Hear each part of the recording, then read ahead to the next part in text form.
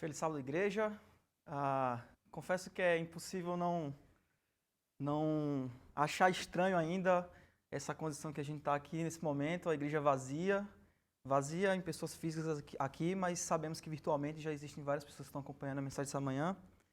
E eu não poderia começar de maneira diferente do que agradecendo a toda a equipe que tem trabalhado de maneira bastante intensiva, bastante reduzida, mas continua fazendo esse trabalho de maneira bastante eficiente para que cada membro em sua casa, em sua residência, na sua quarentena, no seu isolamento, consiga congregar de maneira mesmo que seja virtual, mas que ela possa ser tão verdadeira quanto aqui presencial na igreja.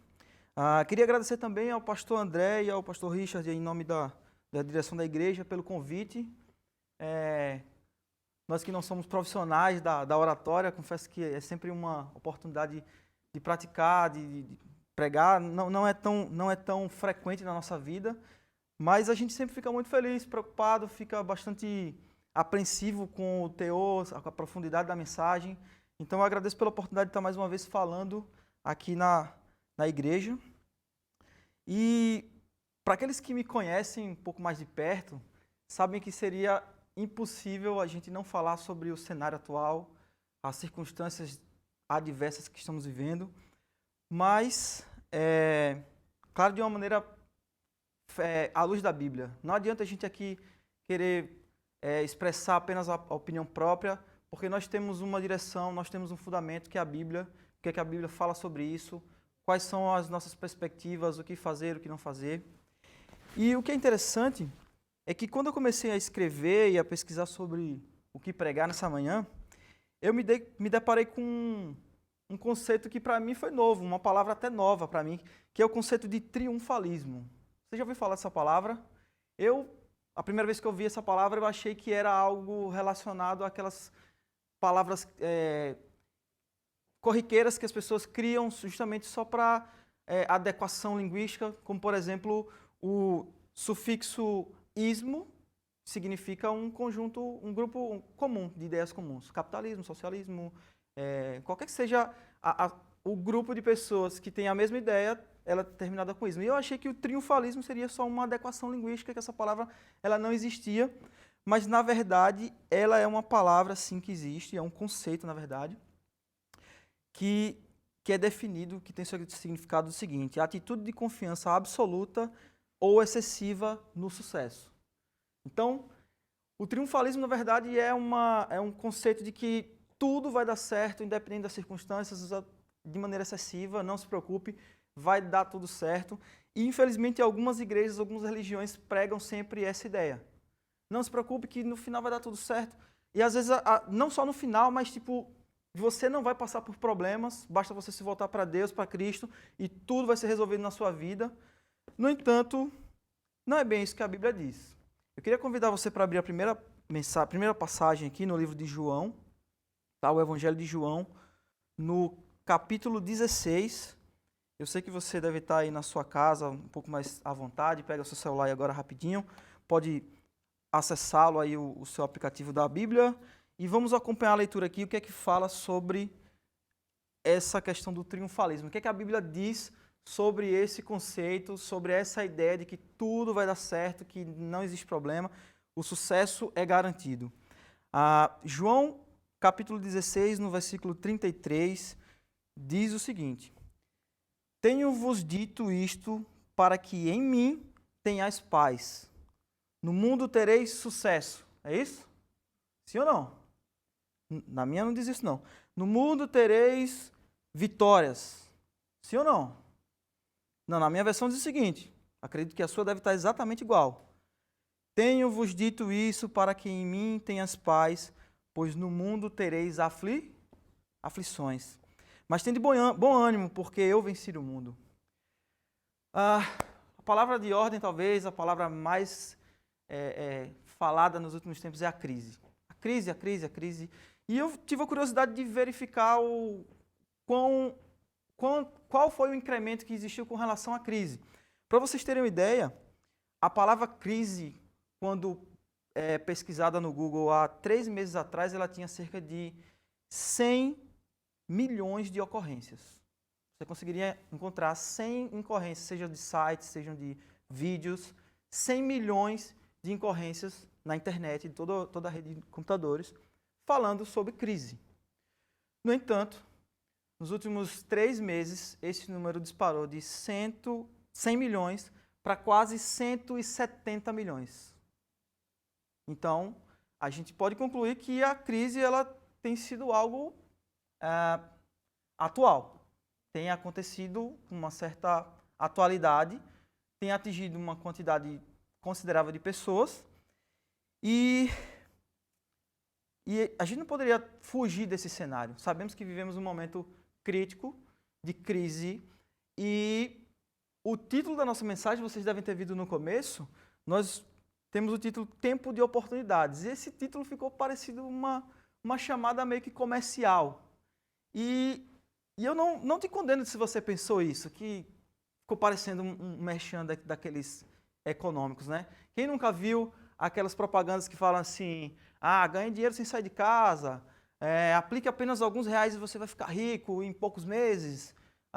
Não sei, são muitas as chamadas para as pessoas tentarem reverter as circunstâncias de crise. Porém, a crise ela existe para alguns setores, isso é fato. Existe uma premissa máxima da economia que falam que enquanto alguns choram, outros vendem lenço e faturam assim, e não estão em crise. O que dizer, por exemplo, da indústria de álcool em gel? A crise certamente não chegou para eles.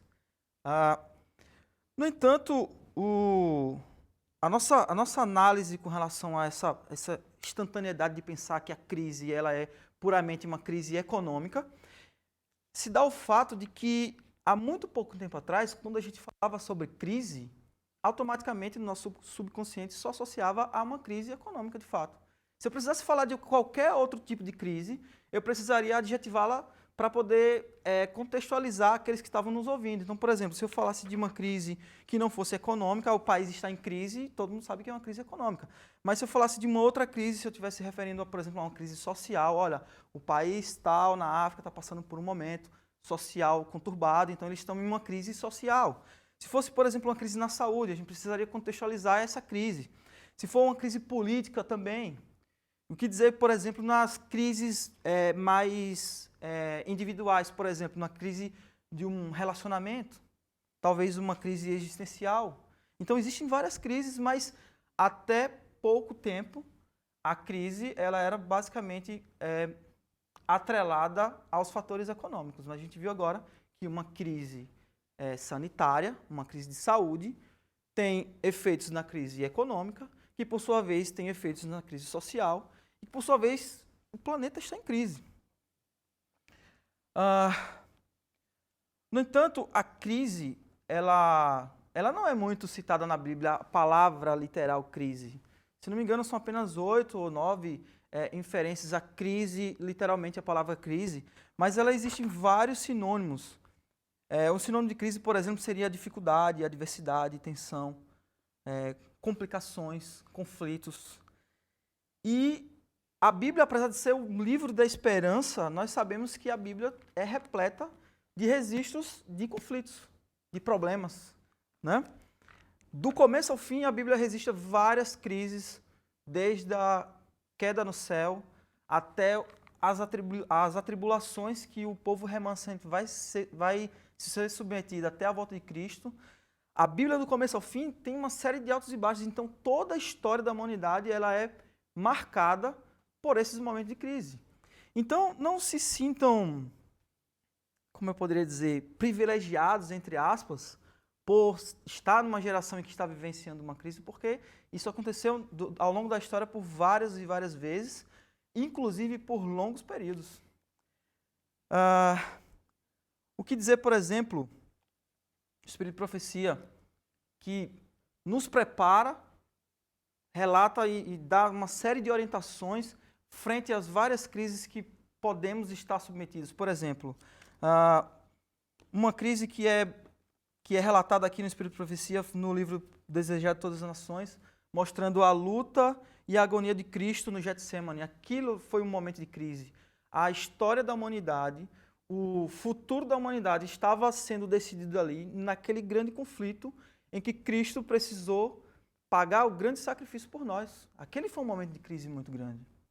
O que dizer, por exemplo, dos desafios que a igreja primitiva também enfrentou no decorrer, naquele momento proto-igreja, a igreja estava começando a surgir e os desafios eles eram intensos, eles eram diários e as crises aconteciam, era difícil conter isso, porque a igreja estava começando a se tomar forma, começando a se compreender. Então a crise ela é bastante frequente. E o Espírito de Profecia fala muito sobre isso no livro Atos dos Apóstolos, por exemplo. O que dizer então do período que falamos agora há pouco sobre a eminência do fechamento da Porta da Graça? Vai ser um momento muito crítico da humanidade. A urgência em anunciar a mensagem de Deus vai ser assim algo de uma crise tão alta, tão grande, a gente vai ter um volume de trabalho tão elevado que certamente vamos passar por momentos de dificuldades.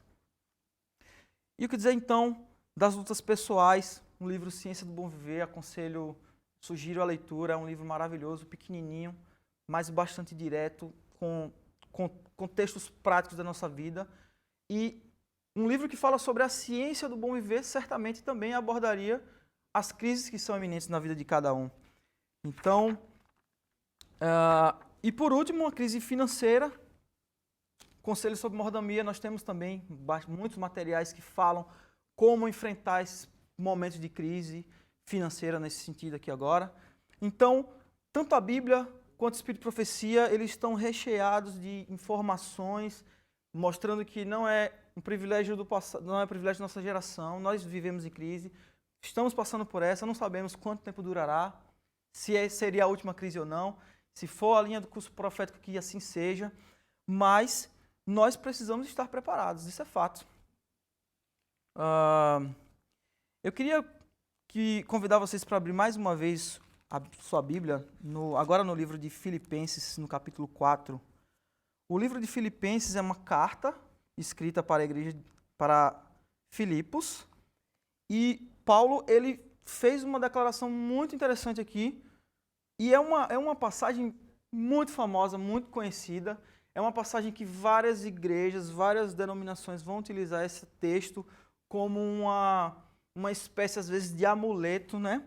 E Filipenses capítulo 4, vamos começar do verso 11 ao verso 13, diz o seguinte: aprendi a adaptar-me a toda e qualquer circunstância.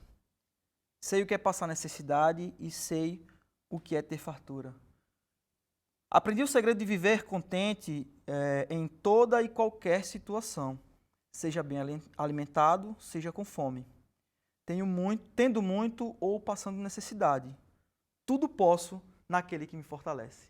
Talvez você só reconheceu essa passagem no finalzinho, porque as pessoas se agarram ao conceito do triunfalismo e se apegam nesse final e dizem assim, tudo posso naquele que me fortalece.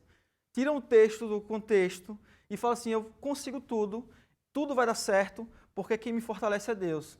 Mas existe aí uma prerrogativa para essa afirmativa. Realmente tudo eu posso naquele que me fortalece, mas existem momentos, circunstâncias, e que o próprio Paulo fala. Convivi aqui com as diversidades, convivi com a fartura, e ele trabalhou a mente dele para que ele estivesse feliz e satisfeito, porque ele percebeu o cuidado de Deus, independente da circunstância que ele estava passando. Seja fartura, seja necessidade.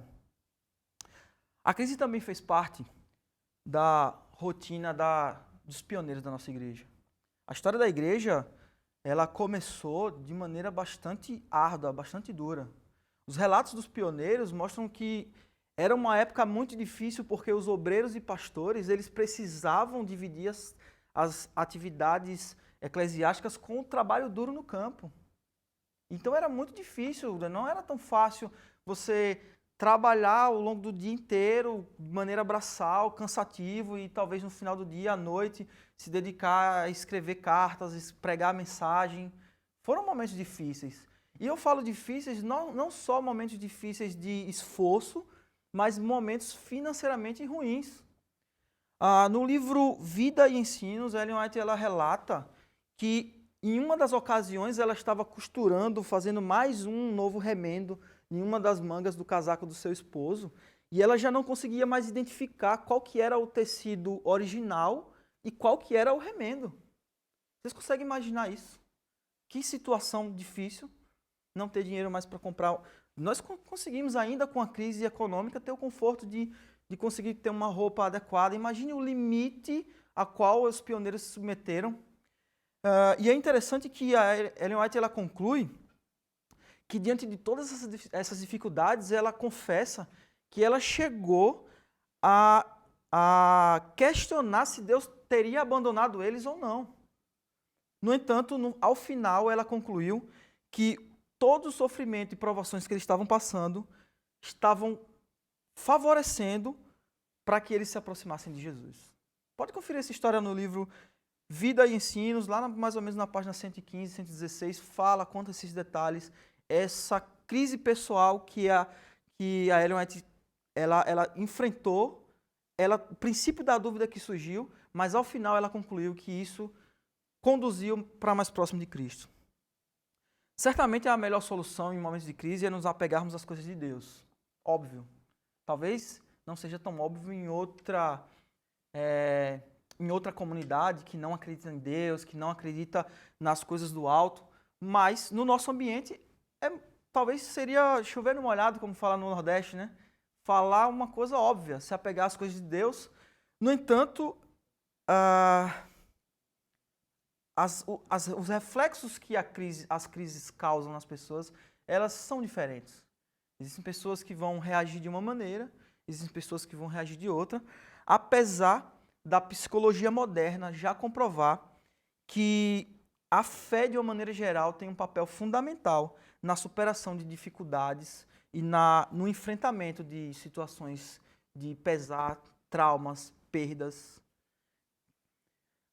Podemos aqui talvez listar 3 cenários genéricos para contextualizar o que poderia acontecer com relação a qual que seria o reflexo das crises para cada pessoa.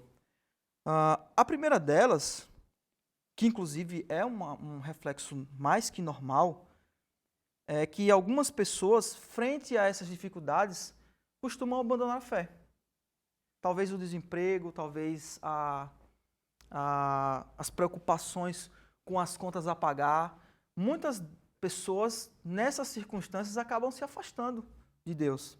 Abandonam a fé, começam a não acreditar, não exercitar a fé de maneira correta. E as preocupações elas vão sobrepondo a sua vida, a sua rotina cristã. E a leitura da Bíblia, a oração, elas vão sendo deixadas em segundo plano e as pessoas acabam se afastando. O outro extremo são aquelas pessoas que, quanto mais dificuldades são submetidas, mais elas se agarram à sua fé, mais elas praticam oração.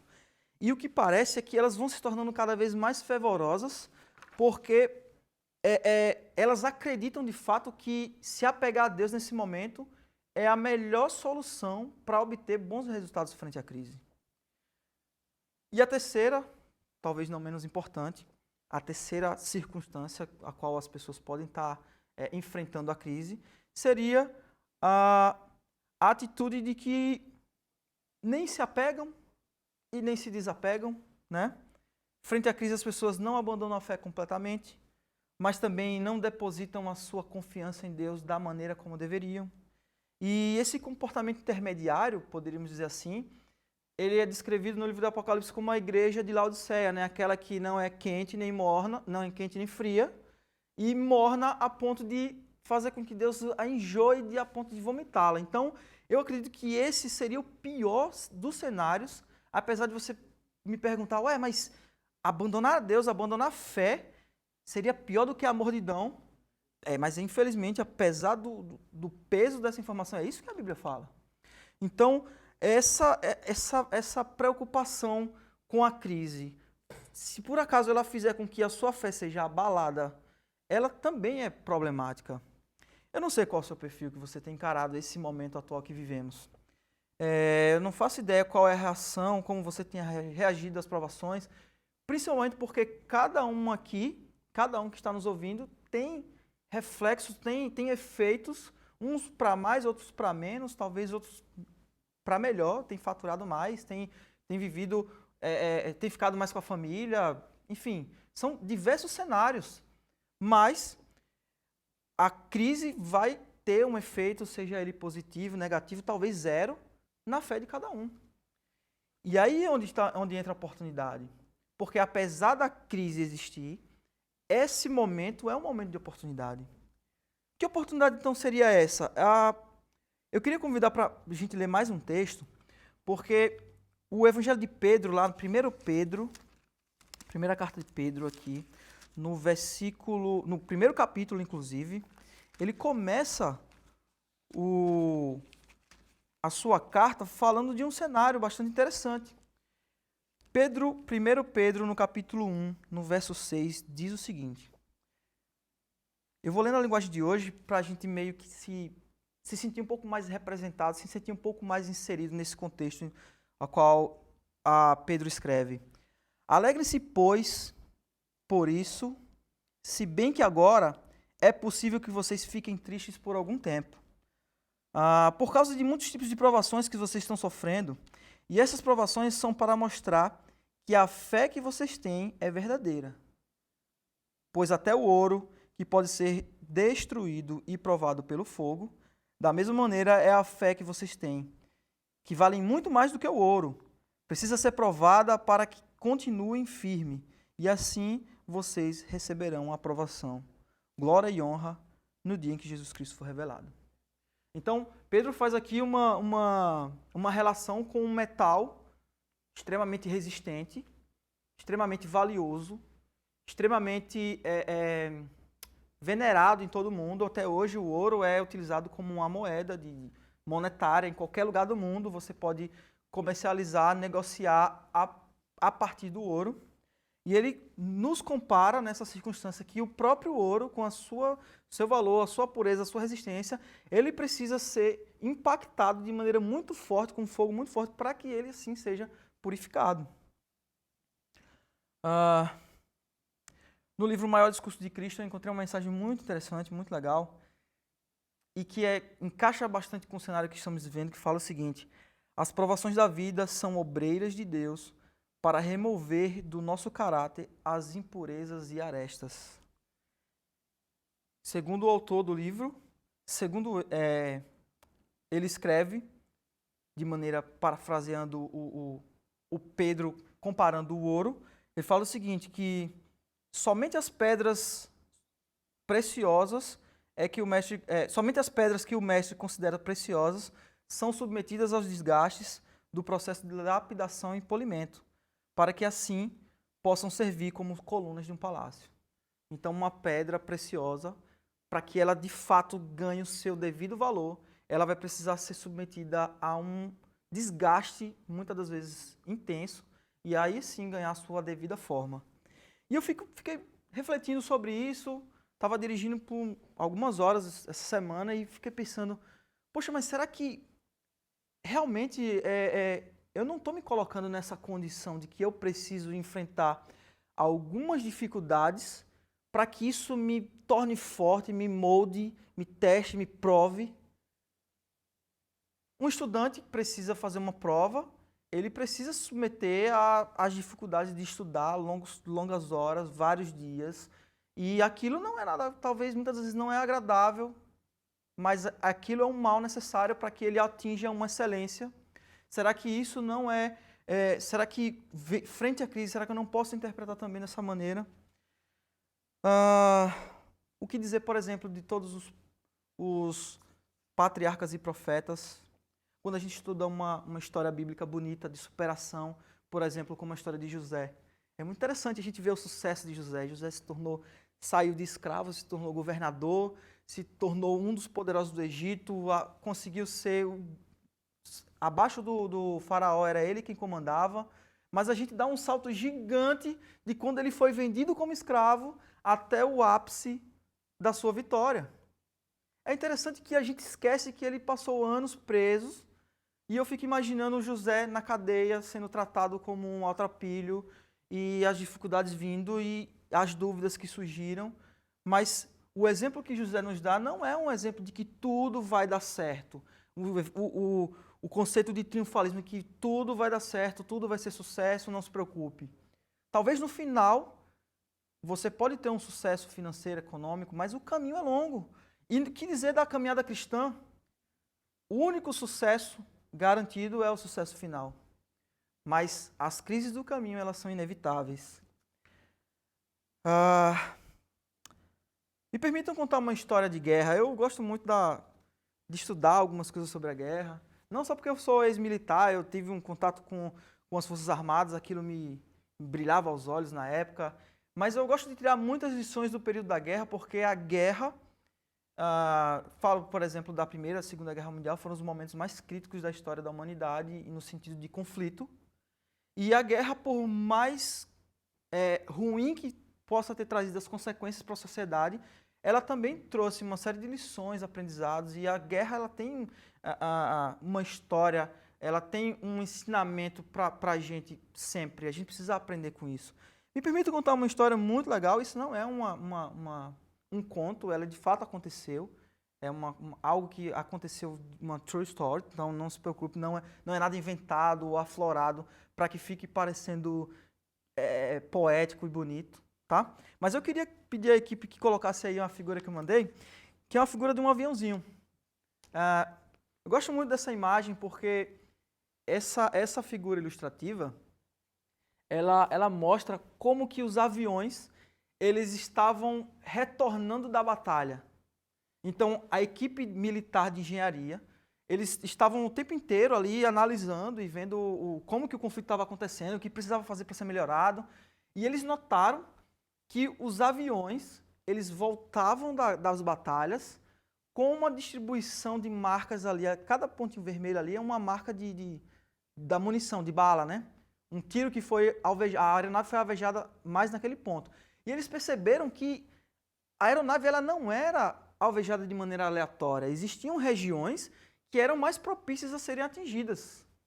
Então, em primeiro momento, prontamente a equipe de engenharia já queria fazer o quê? Primeira ideia, vamos reforçar as áreas que estão sendo mais atingidas. Está visto aí, está claro. Obviamente, eles conseguiam comprovar presencialmente de que existiam áreas que eram mais atingidas. No entanto, um pesquisador ficou super conhecido, muito famoso. Ele era estatístico, apesar de militar, ele tinha sua formação matemática, ele era estatístico. E o seu nome era Abraham Wald. Ele era húngaro, participava da coalizão americana ali das Forças Armadas na Segunda Guerra Mundial. E ele percebeu uma coisa que ninguém estava percebendo. Apesar de todo mundo querer já prontamente reforçar as áreas que estavam sendo atingidas, já fazendo cálculos tipo, não, vamos colocar um material que não fique tão pesado para a aeronave continuar com a sua mobilidade, não prejudicar nas manobras, não gastar tanto combustível. O Abraham, ele percebeu que existia uma coisa que eles não estavam analisando. Na verdade, eles precisavam reforçar as áreas onde não tinha nenhuma marca de bala. Porque aquelas áreas sim eram as áreas mais sensíveis, e eles não perceberam que as aeronaves que foram atingidas naquelas regiões, elas sequer estavam retornando da batalha. Então, ali sim eram as áreas mais sensíveis, que precisavam de atenção e serem reforçadas de fato. E a gente conhece essa história porque ela criou um princípio estatístico, um princípio matemático, que é o princípio do viés de sobrevivência. Foi esse nome dado para as análises feitas daqueles dados, daquelas informações que muitas vezes a gente não tem, elas não são palpáveis, mas ao mesmo tempo elas são muito importantes e normalmente são elas que mais respondem. Existem muitas variáveis na nossa vida, mas a gente costuma avaliar circunstâncias apenas aquilo que a gente vê, aquilo que a gente sente. Então, de maneira muito parecida, a gente pode estar encarando a situação dessa maneira, querendo reforçar os lugares onde nós, de fato, já somos resistentes o suficiente. Olha o que a Bíblia fala sobre isso. Lá no livro de 2 Coríntios, queria convidar você para abrir novamente a sua Bíblia. Tá? Estamos quase caminhando para o fim, vou tentar ser breve hoje, bem objetivo, porque O ambiente virtual talvez não seja tão efetivo na sua absorção de conteúdo, tá? Então, abra sua Bíblia no 2 Coríntios, no capítulo 4, versículo 17 e 18. Olha que mensagem interessante para a gente tentar fazer uma análise. Diz o seguinte, 2 Coríntios,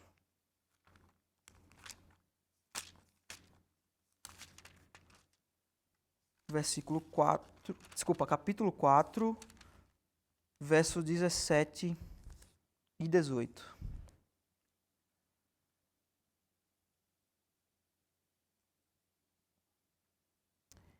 Na linguagem de hoje diz o seguinte, e essa pequena e passageira aflição em que sofremos vai nos trazer uma glória enorme e eterna, muito maior do que o sofrimento. Porque nós não prestamos atenção nas coisas que se veem, mas nas coisas que não se veem.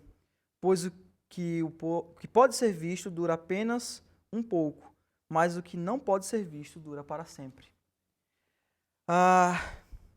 O que a mensagem, que esse texto quer dizer é o seguinte, Paulo está falando que muitas das vezes nós não podemos nos apegar somente naquilo que a gente está vendo. Precisamos focar em alguns momentos naquilo que não se vê. E o que não se vê? Aquele que é eterno não se vê.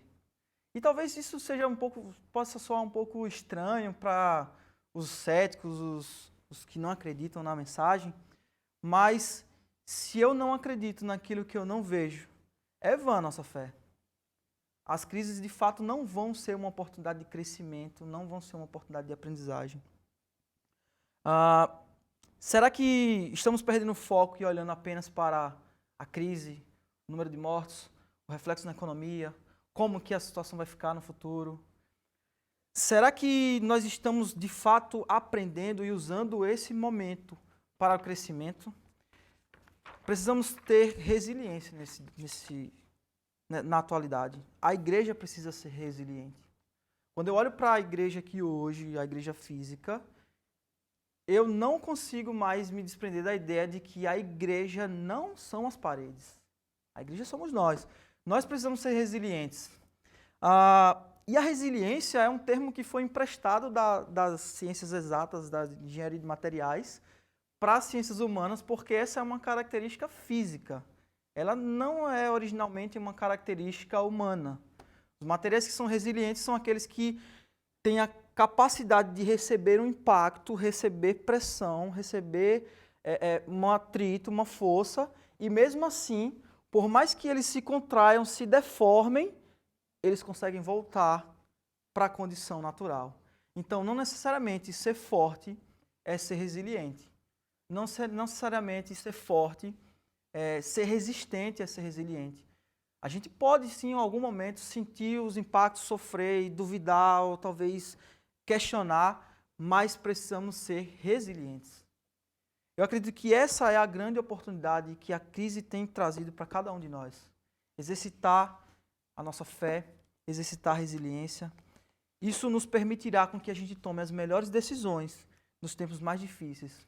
Porque as decisões tomadas nos tempos mais difíceis vão determinar o nosso futuro. E se não fixarmos nos olhos naquilo que é eterno, naquilo que não se vê, certamente estaremos muito vulneráveis. Estaríamos reforçando as regiões já atingidas. Precisamos praticar a resiliência, precisamos praticar a nossa fé, precisamos aproveitar, se é que é possível usar essa palavra para algo negativo, mas precisamos aproveitar as circunstâncias ruins para nos tornarmos cada vez mais fortes. Porque os tempos finais não são descritos como tempos fáceis, como os tempos de bonança, mas tempos de dificuldades. A única certeza que temos é da vitória final. Então, que esse seja o nosso sentimento, que esse seja a nossa relação com esse momento, que a gente possa, de fato, aproveitar as oportunidades para crescer espiritualmente, para reforçar a nossa fé, para que, quando Cristo voltar, encontre uma igreja, de fato, preparada. Em nome de Jesus, é essa a mensagem.